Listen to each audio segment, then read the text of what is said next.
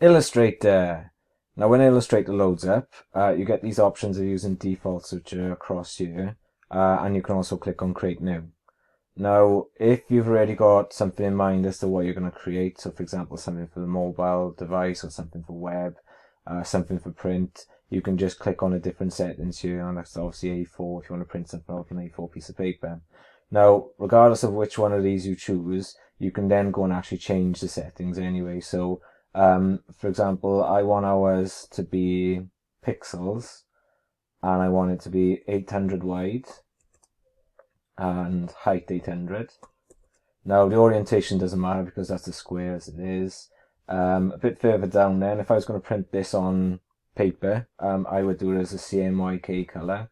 And because we're not, it's actually something we're just doing on screen. I'm going to choose RGB color. And the raster effect, the definition then, or the pixels per inch, because again it's not being printed, we don't need to use 300 ppi. We can just stick the screen like so. And when I press create, might take a couple of seconds, but eventually, there we go, it builds a canvas for us. Now over on the left hand side, you've got all the tools you use for Illustrator. Obviously you've got your menus across the top. Now if some of the tools I'm referring to during this tutorial are not actually present here, if you click on the three dots, and then you can just drag and drop that tool across into this bar, and it'll appear there for you.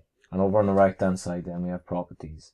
Now the character I'm going to make, I'm going to start off by making the nose. So from the shapes, and it's already defaulted as ellipse. Now you'll see with a lot of these, you've got these little arrows to the bottom right of them, which indicates that there are more options. So if I actually hold on the ellipse, you can see I can choose other different types of shapes as well.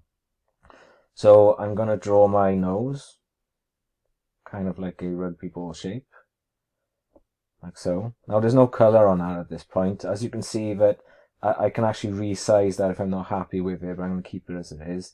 But over here on properties, I can change the fill then to a color which I'd like. Now there's not a great deal of colors to choose from there, but what is a nice touch is the color mixer, because I'm not entirely happy with that shade of orange.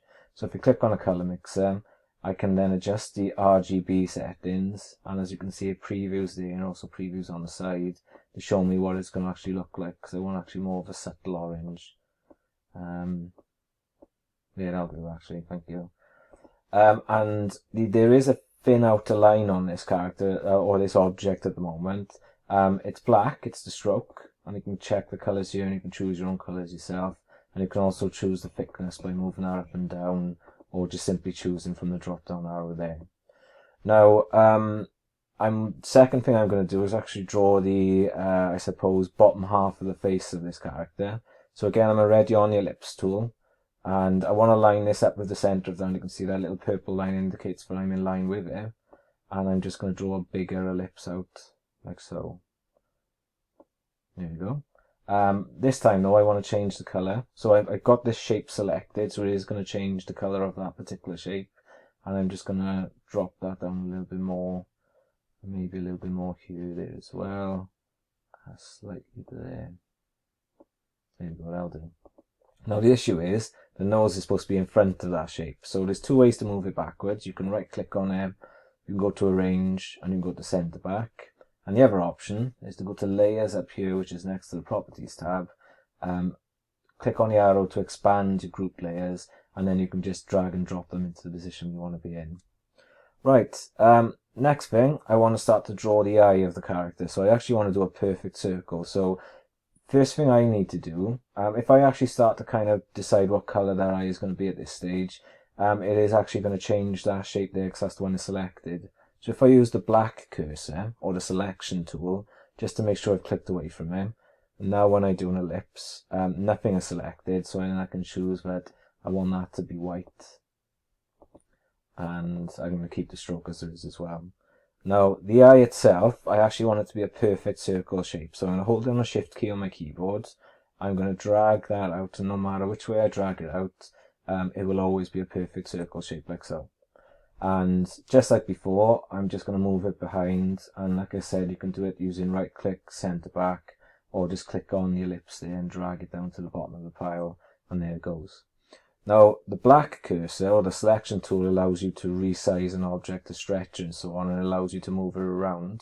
The white cursor, or the sub-selection tool, or direct selection tool I should say, sorry, allows you to manipulate that shape. So these anchor points, the 4 anchor points, the blue ones which are on this shape, if I double click on them, I can manipulate these kind of stretch lines which allow you to play around with yourself, or I can just simply click on the anchor and I can bring it in and see the blue outline indicates what it's going to look like, or I can drag it out a bit to make it look more like an eye shape. Okay. Now I want to add a pupil to the eye, so I'm going to zoom in on it because it's starting to get a bit small in my kind of area of working, and I can do that by pressing Control and plus and Control and minus to zoom out. We're currently at 51% in terms of zoom, so if I press Control equals, you can see that goes up, and I'm 100% at the moment, and I may as well make it as big as I can so I can work in a bigger space then. Now again, I've got that selected, so I need to make sure that I click away from it. I'm then going to use an ellipse tool, and before I actually start to actually make the pupil of the eye, I'm going to make the fill black for the pupil of the eye. Yeah, that's the right way of saying it. And I'm also going to choose a green colour, and I'm going to make it a bit thicker as well.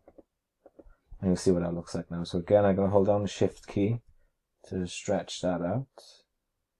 And it's not actually showing me anything yet until I let go of the cursor.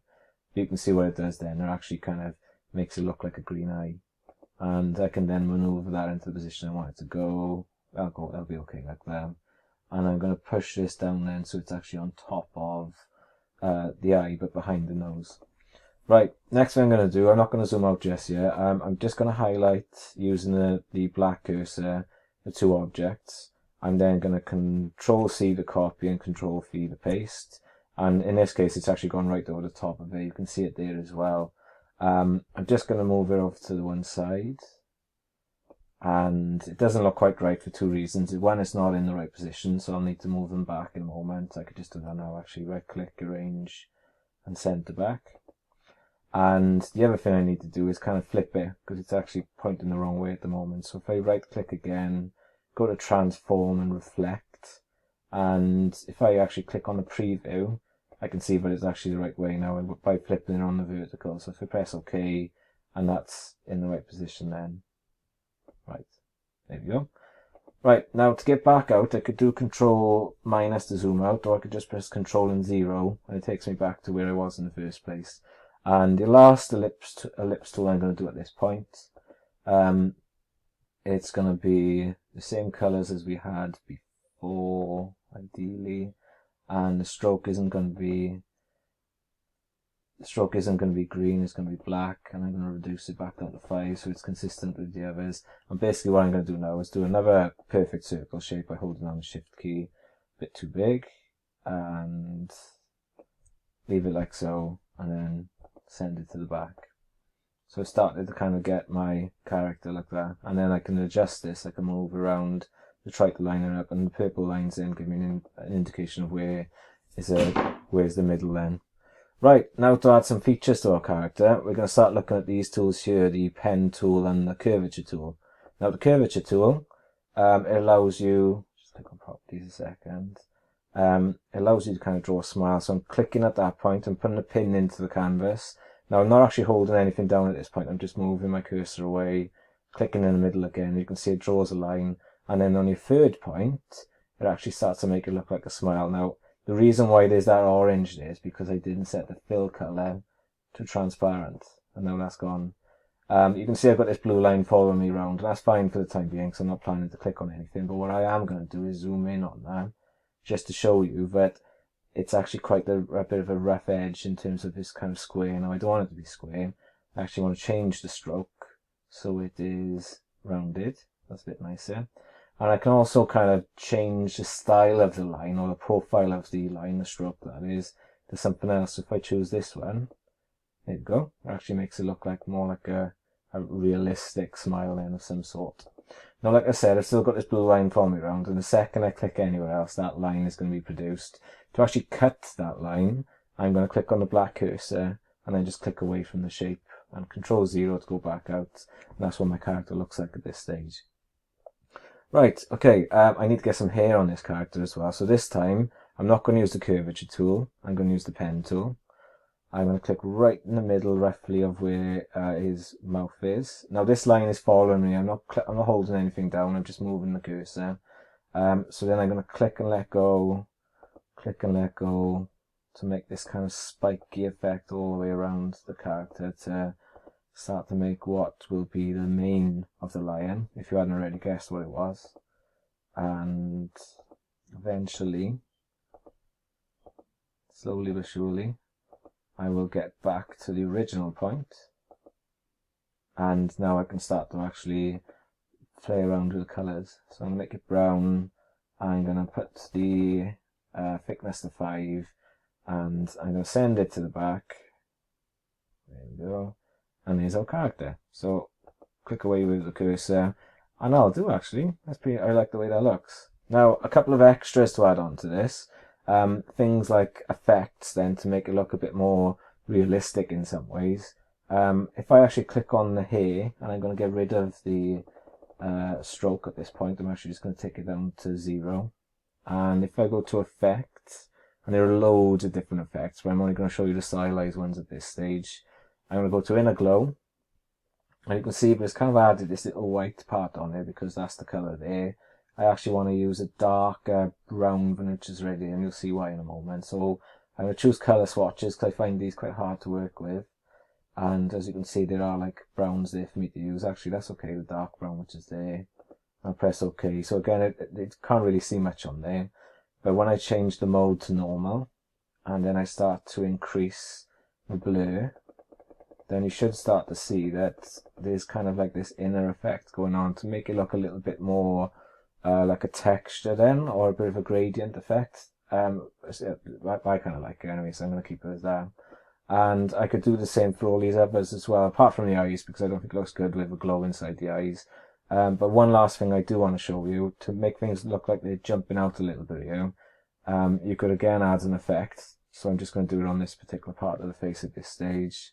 Go to stylize and drop shadow, and as you can see then, it actually makes it look like it's jumping off the canvas a little bit. So you can mess around with the settings, and it will preview it, so you don't have to press OK to see what's going on.